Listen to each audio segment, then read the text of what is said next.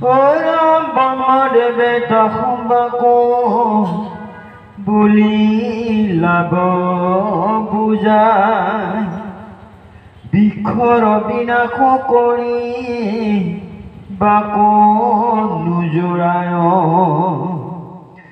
ঈশ্বৰে সজিলাও আকৌ তমু গুণে সাৰ কৃষক সমলে আসন বাৰ চিন্তা মাৰ এৰাম বিখগনে কইনা খানি কৰি প্ৰতিপাল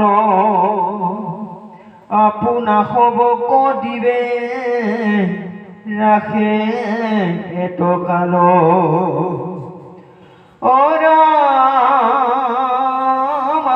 বাক হিংসা কৰি বাক নোজোৰাই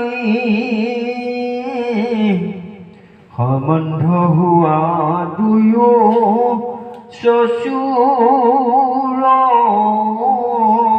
জামাই পূৰ্বমা বোলে শুনা পচেত সগন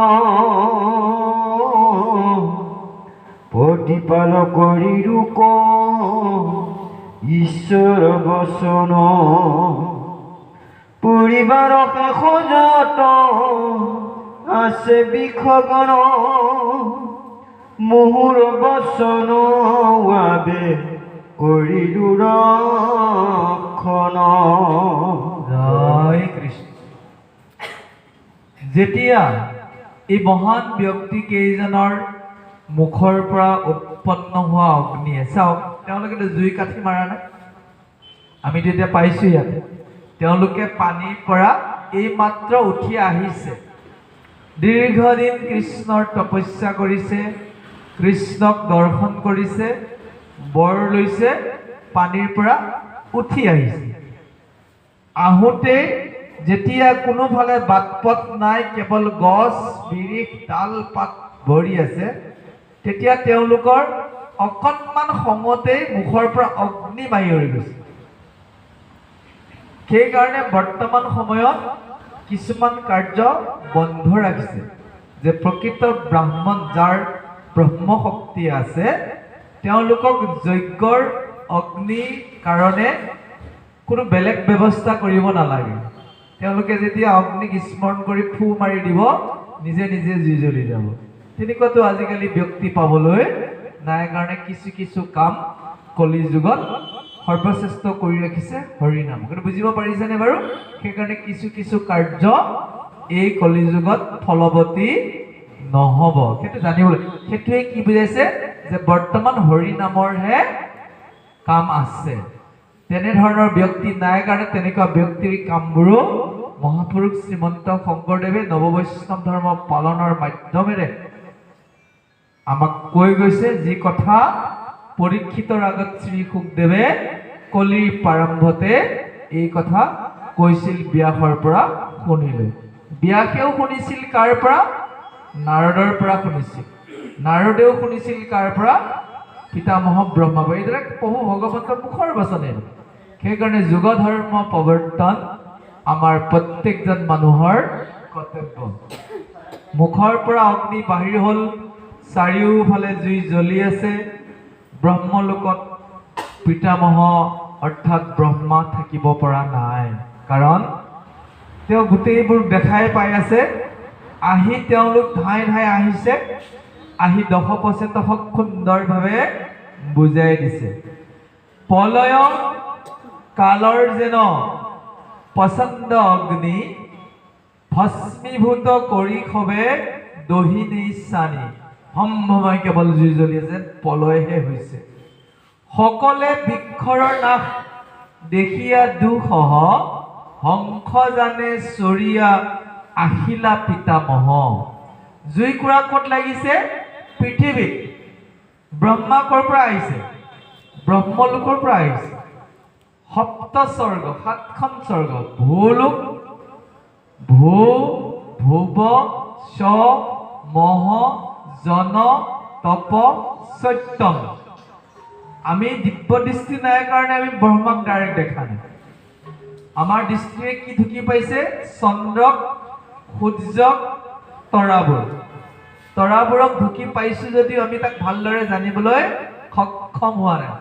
দেখাইছে আমাক, এই চোৱা তৰাবোৰ কেনেকে ওলমি আছে, সিওতো এখন এখন ব্ৰহ্মাণ্ড, মহাশূন্যতে তোমালোক আছা। আমিহে অনুভৱ নকৰোঁ। আমি ভাবিছো আমাৰ দুকঠা মাটিত ঘৰটো বনাইছে, আমাৰ ওপৰতে আমি আছো ভাবিছো, মৰিগাঁও টাউনতে আমি আছো। কথা এটা কৈছো, আচলতে গোটেই ব্ৰহ্মাণ্ড শূন্যতে উপঙি আছে। তাৰ প্ৰমাণ আকাশলৈ তৰাবোৰ চালেই হ'ল। আৰু তৰাবোৰ এনেকুৱা হৈ আছে নে ক'ৰবাত সূতা লগাই লগাই ধুনীয়াকে বাঢ়ি গৈছে? নাই থোৱা। গোটেইবোৰ এক বিশেষ শক্তিৰে, প্ৰভু ভগৱন্তৰ আকৰ্ষণ শক্তিৰে ইটোৱে সিটোৰ ওপৰত বেলেঞ্চ ৰক্ষা কৰি ব্ৰহ্মাণ্ড চলি আছে। তাতেই গম পোৱা যায় প্ৰভু ভগৱন্তৰ ঐশ্বৰিক শক্তি নহ'লে পাৰিছে নেকি কোনোবা বিজ্ঞানী এটামান তৰা নমাই আনি পৃথিৱীলৈ? সম্ভৱেই নহয়। তাতে বিজ্ঞান ইমান পিছ পৰি আছে। ভাবিব পাৰোঁ আমি বিজ্ঞানৰ বস্তু নহ'লে প্ৰতি মুহূৰ্তত চলিব পৰা নাই, কিন্তু বিশাল বিশ্ব ব্ৰহ্মাণ্ডৰ তুলনাত বিজ্ঞানীয়ে আজিলৈকে নিজে কি কৰিব পাৰে নাই? দুবৰি বন এডালো সৃষ্টি কৰিব পাৰে। প্লাষ্টিক এডাল বনাব পাৰিব, সেইডাল না বাঢ়িব না টুটিব। বুজিব পাৰিছেনে? বাকীবোৰৰ আলম লৈ সৃষ্টি কৰিব পাৰিব, শুক্ৰাণুলৈ, ডিম্বাণুলৈ, টেষ্ট টিউবত সন্তান সৃষ্টি কৰিব পাৰিব, কিন্তু শুক্ৰাণুৰ সৃষ্টি বিজ্ঞানে কৰি দিব নোৱাৰে, ডিম্বাণুৰ সৃষ্টি বিজ্ঞানে কৰি দিব নোৱাৰে। কিন্তু তেওঁলোকে গৱেষণাৰ জৰিয়তে গছবোৰৰ মাজতো ক্ৰছ কৰাই দিছে, জীৱ জন্তুটো ক্ৰছ কৰি এইটো পাৰিছে, কিন্তু তাৰ মূল জীৱটো তৈয়াৰ কৰাটো কেৱল ভগৱানৰ শক্তিৰ ওপৰত নিৰ্ভৰ। এই যে ব্ৰহ্মলোকৰ পৰা ডাইৰেক্ট দেখা পাইছে পৃথিৱীত জ্বলি থকা, আপুনি মই কি কৰি আছো পিতামহ ব্ৰহ্মাই এনেও দেখা পাই আছে। দেখিলে এই প্ৰলয়ৰ জুইকুৰা মই নগলে বন্ধ নহ'ব। আৰু এই জুইকুৰা নুমাব লগা হ'লে এওঁলোক 10জনৰ মনটো শান্ত হ'লে জুই শান্ত হৈ যায়। মনৰ ওপৰত, শক্তিৰ ওপৰত জুই জ্বলি আছে। ব্ৰহ্মা আহি গ'ল হংসযানত। হংসযান মানে বুজিয়ে পাইছো, তেওঁৰ ৰথখনৰ মূল চালিকা শক্তি ৰাজহংসযান বুলি উল্লেখ কৰিছে। ব্ৰহ্মাদেৱে তাসম্বাক বুলিলা বুজাই, বৃক্ষৰ বিনাশ কৰিবাক নোযোৱাই। হে ভক্তগণ, এই বৃক্ষ হৈছে পৃথিৱীৰ তমুগনিৰ বিশেষ বস্তু। প্ৰকৃতিৰ লগত বৃক্ষ থাকিবই, বৃক্ষক বিনাশ কৰিব নালাগে। জনা ব্যক্তিয়ে এডাল গছ কাটাৰ আগত আন কেইবাডালো ৰুই লয়। ঈশ্বৰে সজিলে আকৌ তমুগুণে খাৰ, কৃষক সমূলে আসম্বাৰ চিন্তা মাৰ। যে হে দশপচেতকগণ, এইটো প্ৰকৃতি ভগৱানৰ সৃষ্টি, ইয়াক বিনা কাৰণত সৰু সৰু কথাক ধ্বংস কৰাটো যুক্তিপূৰ্ণ নহয়। তাৰ বাহিৰেও তোমালোকে শুনা, অলপ আগত বিষ্ণুৱে বৰ দি উঠিছে যে কন্দু ঋষি আৰু পেমলুচাৰ ঔৰসত যিগৰাকী কন্যা জন্ম হৈছিল, চন্দ্ৰদেৱে অমৃত বৰষা আঙুলিটো চুহাই তাইক ডাঙৰ ৰাখি থলে, কিন্তু প্ৰতিপাল কৰি আছে গছবিলাকে। গছবিলাকেই প্ৰতিপাল কৰিছে, সময়ত ফল দিছে, মৰম কৰিছে। তাৰমানে গছৰ প্ৰাণ আছে। প্ৰাণ নাথাকিলে গছডালটো মৰিয়ে যাব। প্ৰাণ আছে কাৰণেতো কি ফল ধৰিছে, ফুল দিছে, ডাঙৰ হৈছে, বৃদ্ধি বিকাশ হৈছে, তাতো এটা জীৱ আছে। আপুনি মই গণ্ডগোল কৰিলে গছত সোমাই যাম আমাৰ জীৱটো। জয় কৃষ্ণ। যদিহে মানৱ জন্ম পায়, তীৰ্থস্থান অৰ্থাৎ ভকতৰ ওচৰলৈ নগলো, দুই পাও আছে মোৰ নগৈলোহু ক্ষেত্ৰস্থান, মোৰ পাও ভৈলা বৃক্ষ শিপাৰ সমান। মোৰতো আটাইতকৈ ভয় লগা কণ্ডিশ্যন সেইটোৱে। হে প্ৰভু, কিবা জন্ম হ'লেও বৃক্ষ জন্ম অলপ কনচিডাৰ কৰিবা আৰু। জয় কৃষ্ণ। কাৰণ লৰচৰে কৰিব নোৱাৰে। একেটা জাগাত বতাহ আহক, বৰষুণ আহক, আন জীৱ জন্তুৱে কি কৰিব? নিজৰ নিজৰ বাহলৈ যাব। কিন্তু গছৰ জীৱনটো কিমান দুৰ্বিষহ। কিন্তু মানুহেতো গছ হৈয়ে যায়। ভাগৱতৰ দশম স্কন্ধ প্ৰমাণ যে কুবেৰৰ দুই পুত্ৰ মণিজীৱ আৰু নল নাৰদক কৰা অপমানৰ ফলত অভিশপ্ত হৈ একদম গোকুলত গৈ নন্দৰ ঘৰত অৰ্জুন গছ হৈ আছে। অভিশাপ ভকতক ইমান গণ্ডগোল কৰে যে গছ হৈ যাব। কিন্তু ভাগ্য ভাল, নাৰদৰ নিচিনা ভকতে অভিশাপ দিলে গৈ যেনিবা কৃষ্ণৰে দৰ্শন পালেগৈ। জয় কৃষ্ণ। অতি সুন্দৰ ভাগৱতৰ কাহিনীবোৰ, ইমান ৰসাল, ইমান মধুময়, ইমান মানে কৃষ্ণৰ উদ্বেগ কৰিব পাৰে ভাবিবই নোৱাৰি। ইচ্ছা কৰোঁ বুলি ক'লে সেই মণিগোপ নলৰ কথাখিনি কওঁতে আমি 2 ঘণ্টা পাৰ কৰি দিব পাৰোঁ। কথা এটা কৈছোঁ, ইমান তাৰ সংগতি আছে বাৰু। যা নহওক কিমানলৈ আমি দশমত যাম। ইতিমধ্যে কৈছে সেই গছবোৰেই তোমালোকে যাক ভাৰ্যাৰূপে গ্ৰহণ কৰিবা তাক ডাঙৰ দীঘল কৰি আছে। তে গছ যদি সেই আইগৰাকীৰ পিতাক হয়, তোমালোকৰ দেখোন শহুৰ হৈ যাব। বুজিব পাৰিছেনে? অতি সুন্দৰভাৱে ইয়াত উপস্থাপন কৰিছে। আমাৰ প্ৰভু এজনে সিদিনাখন নামটো সুধিছিলে, নামটো আজি ওলাবগৈ, মাৰিখা। মদ আকাই মা ৰন্ধছে গেৰি মদনীয় খতাকা মাৰিখা পামগৈ আজি। আৰু যা নহওক উল্লেখ কৰিছে, বৃক্ষগণে কন্যাখানি কৰি প্ৰতিপাল আপোনাৰ শৱক দিবে ৰাখে এটকাল। আপোনালোকে তপস্যা কৰি অহা নাই কাৰণে কন্দু ঋষি প্ৰেমলোচাৰ জীয়ৰী মাৰিখাক ডাঙৰ দীঘল কৰি আছে গছবিলাকে। আপোনালোক অহালৈ বাট চাই আছে, আপোনাক তেওঁলোকে অৰ্পণ কৰিব। আহম্বাক হিংসা কৰিবাক নোযোৱাই সমন্বিত হোৱা দুয়ো শহুৰ জামাই। হে দশপচেতকগণ, তোমালোকৰ এই বৃক্ষবিলাক হৈছে তোমালোকৰ শহুৰ।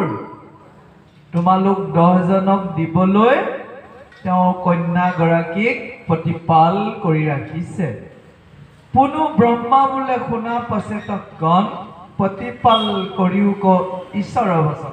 কাৰণ ভগৱানে তোক কৈ পঠাইছে যে তোমালোকে 10জনে এগৰাকী কন্যাকেই বিবাহ কৰাব। ভগৱানৰ বাক্য ৰাখিবই লাগিব। ভগৱানে আমাক কি দিছে যে তোমালোকে সাধুৰ সংগ কৰিবা, মই ভাল পাম যে আমি সাধুৰ সংগ কৰাটো যুগুত। যিমান পাৰি ভগৱানৰ বাক্যবোৰ পালন কৰিবলৈ সংকল্পবদ্ধ হওক, তেতিয়াই ভগৱানৰ ওচৰ চাপি গৈ থাকিব।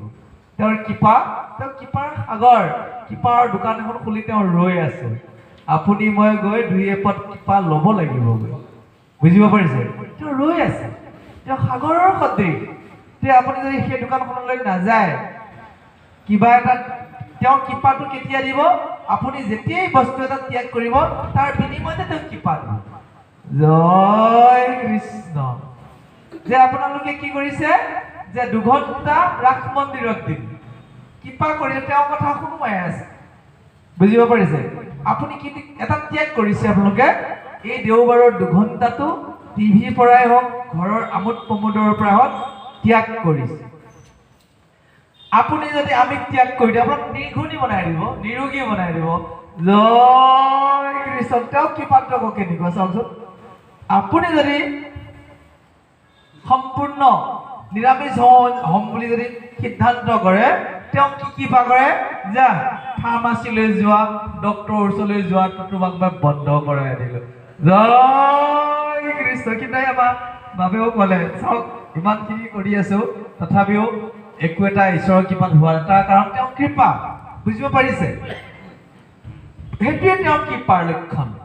আপুনি গমে বহু ভক্তই জনাইছে, হয় আগতে কি আছিল, এতিয়া এনেকুৱা হলো, খাদ্য বিভাগ চেঞ্জ কৰিলো, আগতে সম্পৰ্ক আছিল ফাৰ্মাচীৰ লগত। আমাৰ দিগন্তভাৱে এদিন কৰিছে যে আগতে সেইটো লাইনত থাকোঁতে ফাৰ্মাচীলৈ ঘনাই ঘনাই গৈয়ে থাকিব লাগে। আজিকালি কলি যুগততো বেমাৰে আগুৱে থাকিব, গেছ মানুহৰ কমন থাকিব। ঘৰত নাথাকিলেও বিপদ, গেছটো নাথাকিলে ৰন্ধা কাম নহ'ব, পেটত গেছ নাথাকিলেও মুস্কিল। জয় কৃষ্ণ। এই 2টা গেছটো কমন হৈ গৈছে। পাকঘৰত গেছ নাইকিয়া হ'লেই বিপদ। আৰু আমি এনেকুৱা কিছুমান মছলা আৰু অন্যান্য খাদ্য খাই আছো ইচ্ছা নকৰিলেও গেছটো অট'মেটিক উৎপন্ন হয়। গেছৰ ভাল হোৱাৰ উপায় এটা আছে, আপোনালোকে আমিষৰ পৰিমাণটো খালেও ডিষ্টেঞ্চ ৰাখিব, দূৰত্ব বজাই ৰাখিব। দূৰত্ব মানে যদি বিজ্ঞানসন্মতভাৱে 22 দিনত ডাইজেষ্ট পাৱাৰটো এসাঁজ মাংস খালে ফুলফিল হৈ যায়। তেনেকৈ যদি মাহত খুব কম পৰিমাণে খায়, আকৌ কেঁচা হালধিটো খুবেই ভাল, পদ্ধতিমূলকভাৱে খাব লাগিব, বেছিকৈ খাই দিলে অপকাৰ কৰিব।